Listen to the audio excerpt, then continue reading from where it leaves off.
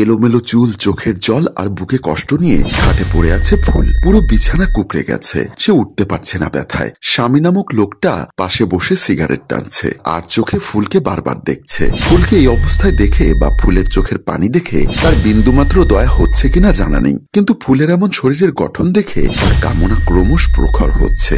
এতক্ষণ পর্যন্ত ফুলকে ভোগ করার পরও কেন জানি শান্তি নেই বিজয়ের। তার এখন আবার চাই ফুলকে।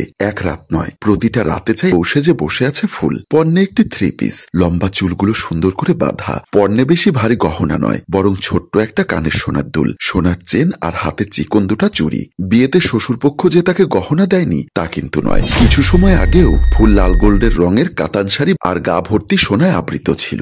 বাপের বাড়ি থেকে বিদায় নিয়ে কান্না ভরা চেহারা সহ শ্বশুর বাড়ি আসার কিছুক্ষণ বাদেই যেই না তাকে তার বরের ঘরে আনা হলো, হুট করেই তার ননদ এসে বলল, এই যে নতুন ভাবি, শোনো, ভাইয়া বলেছে এই ভারী শাড়ি গহনা পরে লোক দেখানো অনেক হয়েছে, এখন গোসল করে আটা ময়দা উঠিয়ে আর এই ভারী সব পোশাক আশাক খুলে হালকা কিছু পরে নাও। ফুল তার ননদ নীলার কথা শুনে চুপচাপ মাথা নাড়ল। নীলার সাথে সাথে ফুলের কানের কাছে এসে আবার বলল, হট কিছু পরে নাও তো জলদি। নীলার কথা শুনে ফুলের শরীরটা কেমন শিরশির করে উঠল।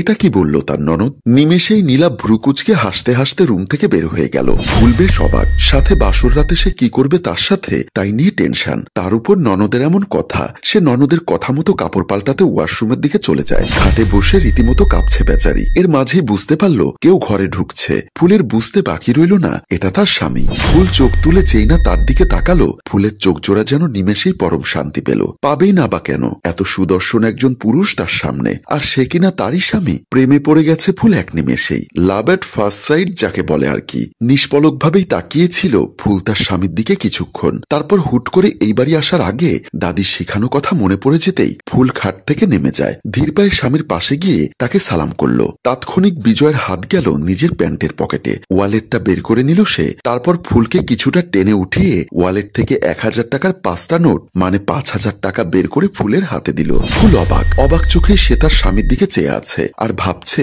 যে দাদি তাকে বলেছিল বাসর রাতে স্বামী যা দেবে খুশি মনে গ্রহণ করতে, কিন্তু টাকা কেমন যেন লাগলো তার কাছে। কারণ সে তার ভাবির কাছে শুনেছে যে উপহার দেয় স্বামী তার স্ত্রীকে, কিন্তু টাকা কি বাসর রাতের উপহার হয় নাকি টাকা উপহার হতেই পারে বাসর রাতে? প্রশ্ন তো নিজেকে করে বসলই ফুল, কিন্তু এর উত্তর তার নিজের কাছে নেই। ফুলের এসব ভাবনাকালে বিজয় কিন্তু ফুলকে ভালোভাবে দেখে নিয়েছে। হ্যাঁ, খুব ভালোভাবে বিজয় তার স্ত্রীর চেহারা, বডি স্ট্রাকচার, ফিগার ভালো মতো অবজার্ভ করে নিয়েছে। সেই সুন্দর চেহারা আর ফিগার ফুলের, দুধে আলতা গায়ের রং, লম্বা সিল্কি চুল। বিজয়ের বেশ পছন্দ হয়েছে তার বউকে। বিজয় বলে উঠল, নাম কি তোমার? জি, ফুল চৌধুরী। ডাক নাম কি তোমার? ফুল এবার অবাকের চরম শীর্ষে। তার স্বামী কিনা তার নামই জানে না। জি, ফুল। বিজয় ফুলকে আবারও পা থেকে মাথা পর্যন্ত দেখে নেয়। কামনার তাড়না তাকে মুহূর্তেই যেন গ্রাস করে ফেলছে। পলকেই সে ফুলের পিছে গিয়ে দাঁড়ায়। ফুল যেই না পেছন ফিরতে যাবে, বিজয়ের সাথে ধাক্কা খেয়ে ভয় পেয়ে গেল সে। ফুল কিছু বুঝে ওঠার আগেই বিজয় ফুলকে ধরে বিছানায় ফেলে দিয়ে ঝাঁপিয়ে পড়ে আর মনের খায়েশ মিটিয়ে নেয়। 20 মিনিট পর উঠে বিজয় খাটে হেলান দেয়। ফুল পড়ে আছে গায়ে চাদর দিয়ে। সে ভাবছে বাসর রাত কি তাহলে এমনই হয়? এ রাতে স্বামী কোনো কথাই বলে না, ভালো মন্দ জিজ্ঞাসাও করে না। সে কেঁদে দিল। ওই চুপ, আস্তে, আর কান্না করার কি আছে? ফুলের কান্নারও পেরে গেল। বিজয় এবার ভ্রু একটা উঁচু করে আবারও ফুলের দিকে তাকিয়ে আছে। না, ফুলের মুখের দিকে কিন্তু না, ফুলের বুকের দিকে। তারপর আবারও ধরতে যাবে, তখনই ফুল বলল, কি করছেন আপনি? আমার কিন্তু ভয় করছে, আমাকে প্লিজ একটু সময় দিন। আমি এগুলো বুঝে উঠতে পারছি না, আমাকে একটু খাপ খাইয়ে নিতে দিন অনুগ্রহ করে। একবার তো নিজের ইচ্ছে মতো হলো। বাবা, এত গুছিয়ে কথা বলতে পারো, কিন্তু কোনো লাভ নেই, আমার আরো চাই। ফুল বলল, আমি একটু ওয়াশরুম থেকে আসি বলে কোনো রকম নেমে চলে যায়। ফুল ওয়াশরুমে ঢুকে আয়নায় নিজের চেহারা দেখছে আর কাঁদছে। কি চেয়েছে আর কি হলো? কেন যে না জেনে বিয়েতে বসলো? সুন্দর চেহারা হলেই যে মানুষের মন সুন্দর হয় না, ফুল সেটা বুঝে গেছে। সে কেঁদেই যাচ্ছে। এমন সময় বিজয় ওয়াশরুমের দরজায় বাড়ি দিয়ে বলল, কতক্ষণ লাগে ফ্রেশ হতে?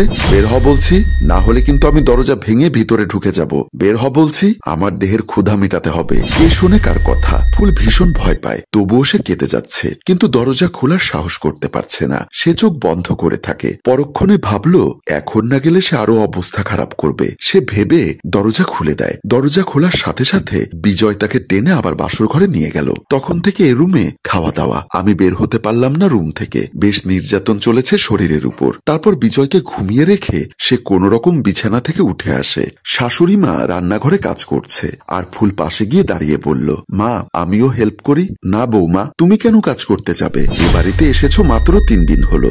আমার ছেলে তো তোমাকে রুম থেকে বের না করার জন্য বলেছে, যা লাগবে তোমাকে দিয়ে আসতে বলেছে। ছেলে আমার তোমাকে বেশ দেখতে পারে। হ্যাঁ মা, বুঝেছি, লক্ষ্মী বৌমা আমার। এখন যাও, গিয়ে চাটা তোমার শ্বশুরকে দিয়ে এসো। ফুল চা হাতে নিয়ে বের হয়ে আসে। শ্বশুরকে চা দিতে এসে দেখলো বিজয় তার বাবার সাথে বসে বসে গল্প করছে। মুহূর্তেই ফুল কেঁপে ওঠে। তা দেখে শ্বশুর বলল, বৌমা দাও, চা দাও। ফুল শ্বশুরকে চা দেয়। বিজয় বলল, আর এক হাত দিয়ে আমার জন্য একটা নিয়ে আসতে পারতে বউ। তুই যে এখানে আসবি সেটা কি বৌমা জানতো?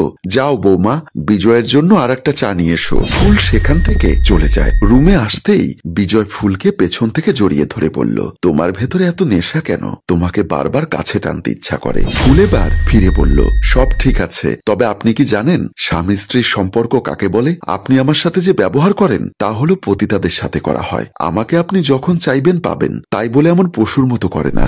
ভালোবেসে একবার এসব করবেন, দেখবেন অনাবিল একটা শান্তি পাবেন। আমার জন্য আরো ভালোবাসা বাড়বে। তখন আমিও হাসি মুখ করে আপনাকে মনটা উজাড় করে ভালোবাসবো। সবটা শোনার পর বিজয় তার করা ভুলগুলো বুঝতে পারে। সে বলল, আমি আসলেই ভুল করেছি। বন্ধুদের পাল্লায় পড়ে বাসর রাতে ড্রিঙ্কস করেছিলাম।